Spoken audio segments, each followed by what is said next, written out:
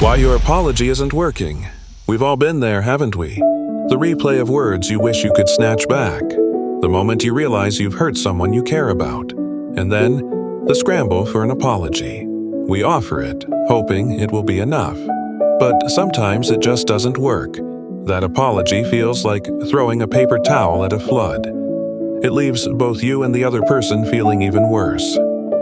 More misunderstood. Why? Why does something so simple, so fundamental to human connection often fail us when we need it most? Because a true apology, a healing apology, is so much more than just saying the word sorry. It's an art, it's a science, and it has 4 essential parts, like the pillars of a bridge, designed to carry you and the person you've hurt back to connection.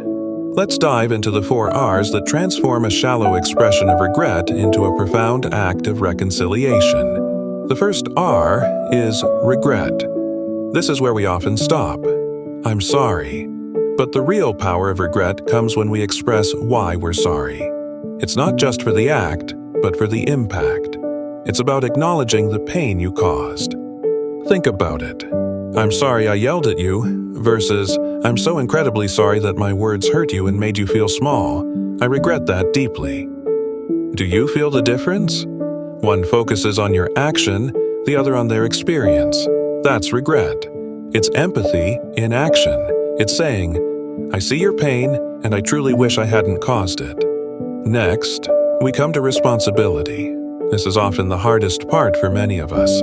It's where we lay down our defenses. I'm sorry, but you made me angry. No, that's not taking responsibility. That's shifting blame.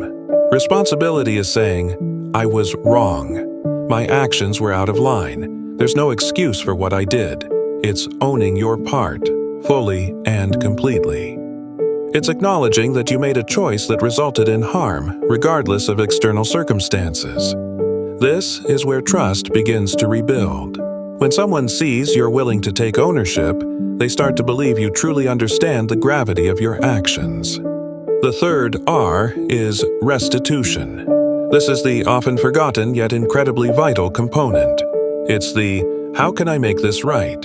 It's an active step to repair the damage, not just acknowledge it. Restitution isn't always about grand gestures or expensive gifts. Sometimes it's about practical steps. I'll make sure it doesn't happen again. Is there anything I can do now to help you feel better? Or simply, what do you need from me? It shows you're not just sorry with words, but with deeds. You're willing to invest effort into healing the rift. It demonstrates commitment to change.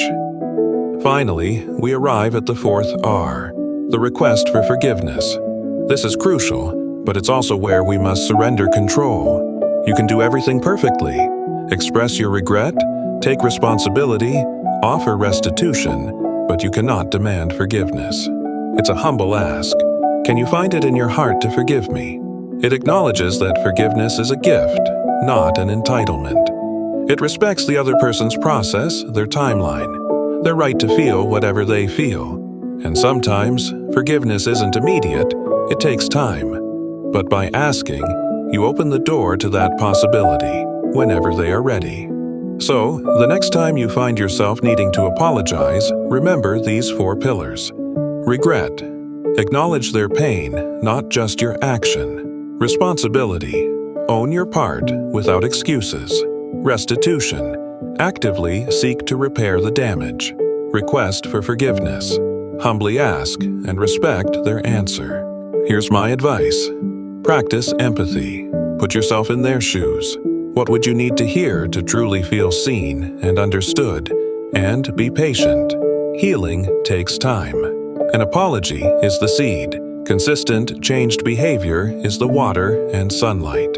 An effective apology isn't about erasing the past. It's about building a stronger future. It's about demonstrating your commitment to the relationship, to growth, and to genuine connection. Follow for more. I'll see you in the next video.